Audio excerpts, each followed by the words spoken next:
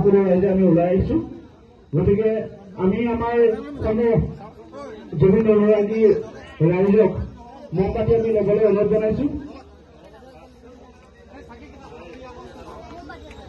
আৰু আমাৰ মাজত চাকি বহুত আছে, আপোনালোকক আমি চাকি জ্বলাবলৈ অনুৰোধ জনাইছো।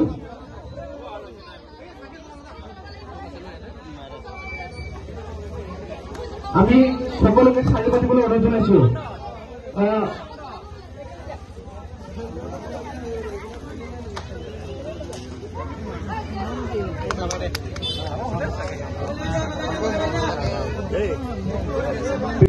মোৰ ফালৰ পৰা প্ৰণাম যাচিছো। আশা ৰাখিছো যে আপোনালোকে আজিৰ এই দিনটো যিহেতু খুব শোক দিৱস আৰু সুখসন্তপ্ত পৰিয়াললৈকে তথা মৰমৰ এজন সংগঠক অসমীয়া জাতিটোক কেনেকৈ আগুৱাই নিয়াৰ ক্ষেত্ৰত সাংস্কৃতিক পথাৰখনত যি তেখেতে ভূমিকা লৈছিল, এই ভূমিকাৰ কাৰণে আমি কোনেও তেখেতক পাহৰিব নোৱাৰো। কিন্তু দুখ লাগিছে আমাৰ এইটোৱে যে এজন অসুস্থ ব্যক্তিক ছিংগাপুৰলৈকে মাতি নি এজন অসমৰ নামটো ব্যৱসায়ী এজনে ছিংগাপুৰলৈ মাতি নি যিটো অনুষ্ঠানলৈ নিছিলে, কিন্তু আমি শ্যামকানু মহন্ত তেখেতক মাতি নি তেখেতক মানে কি কৰিলে নকৰিলে সেইটো আমি সবিশেষ একো জনা নাই যদিও তথাপি আমাৰ মুখ্যমন্ত্ৰীয়ে কোৱা মতে যে তেখেতক মানে যিহেতু এইটো দুৰ্ভাগ্যজনক ঘটনা, আটাইতকৈ ঘটনা, গতিকে সেইটো পিছতো তদন্ত হ'ব। কিন্তু আমাৰ দুখ লাগিছে এইটো কাৰণে যে জাতিটোক নেতৃত্ব দিয়াৰ ক্ষেত্ৰত অসমৰ নতুন প্ৰজন্ম আৰু অসমৰ জনতাই তেখেতৰ এই বিয়োগক সহজতে মানি ল'ব পৰা নাই। গতিকে গোটেই অসমত আজি গোটেই অসমৰ সকলো জনসাধাৰণে কান্দি কাটি হাহাকাৰ হৈছে। গোটেই ল'ৰাবিলাকে ছোৱালীবিলাকে পাগল হৈ গৈছে।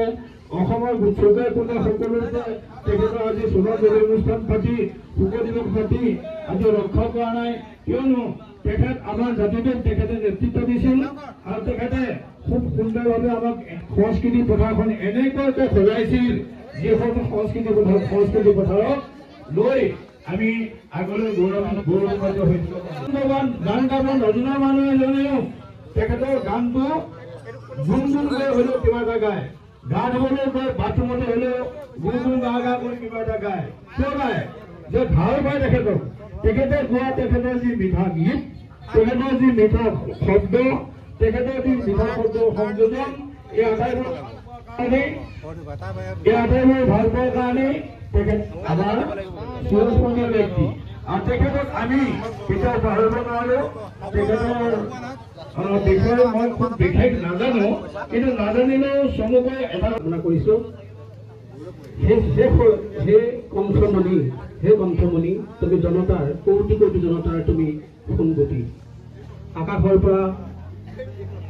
পৰা পৃথিৱীৰ কোলাহল কাটি কৰি তুমি সাগৰৰ তলিত শুইছা। তুমি সাগৰৰ তলিত শুইছা সেই কণ্ঠমণি। তুমি আমাৰ জগতজয়ী কণ্ঠশিল্পী।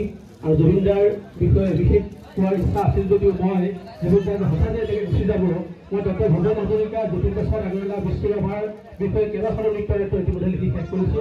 তেখেতৰ বিষয়ে লিখিম বুলি ভাবিছিলো, ভাবোতে তেখেতে গুচি গ'ল। সঁচাকৈ এটা সাহিত্য, সংস্কৃতি, আধ্যাত্মিক আৰু সংগীত জগতৰ অধ্যায় পৰিল। গতিকে তেখেতে য'তেই নাথাকক বৈকুণ্ঠগামী হওক, চিৰ কৃতজ্ঞ জনাইছো তেখেতক। আৰু তেখেতৰ কাৰণে আজি সমগ্ৰ ভাৰতবৰ্ষই যি অনুষ্ঠান আয়োজন কৰিছে সকলোলৈকে মই শ্ৰদ্ধা জ্ঞাপন কৰিছো। আৰু জুবিনদাৰ এটি কবিতাৰে মই আজি অনুষ্ঠান সামৰিম।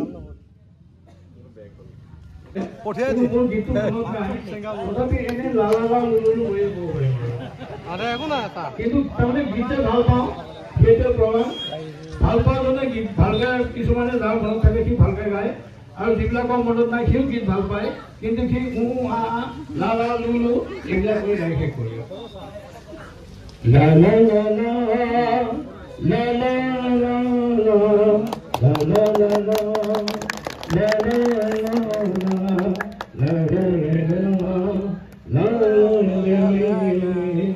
La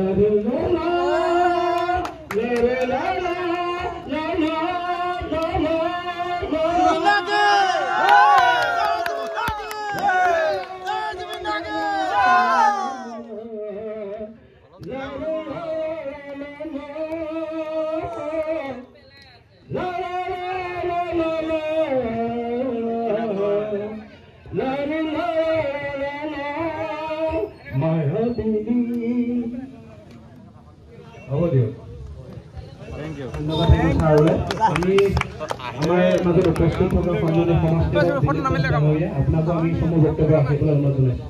নুবুজিবি মোৰ প্ৰতিবাদী সত্তাৰ পৰিচিত হ'লে নুবুজিবি মই নদীৰ পৰা সাগৰলৈ পাৰ, নদীৰ পৰা সাগৰলৈ যাব পাৰোঁ, সাগৰৰ পাৰ নদীলৈ ঘূৰিও নাহিব পাৰে।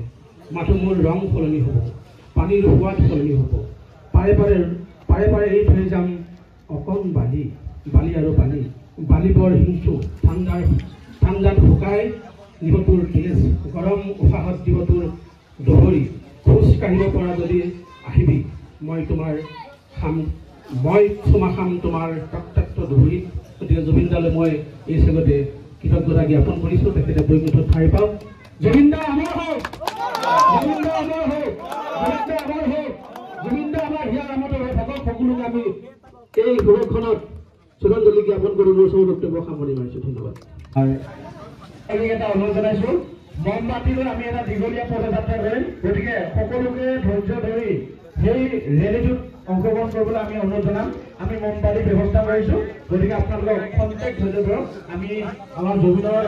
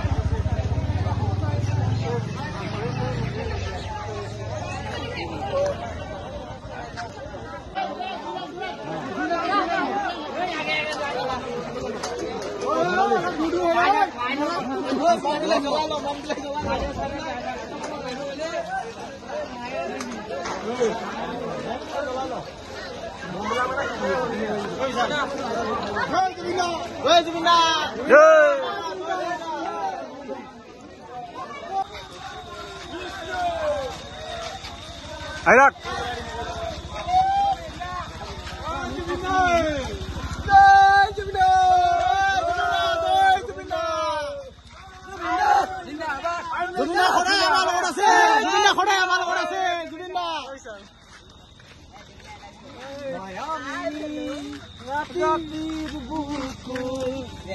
Hey, muka agak lo.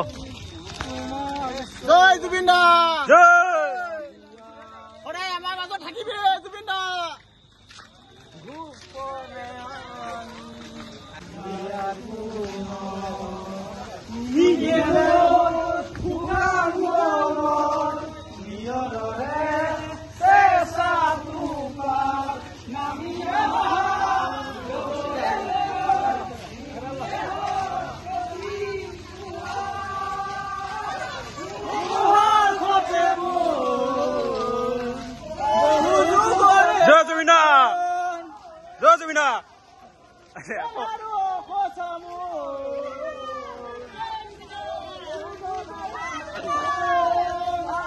Jubinda. Jubinda. I love you. Love you too.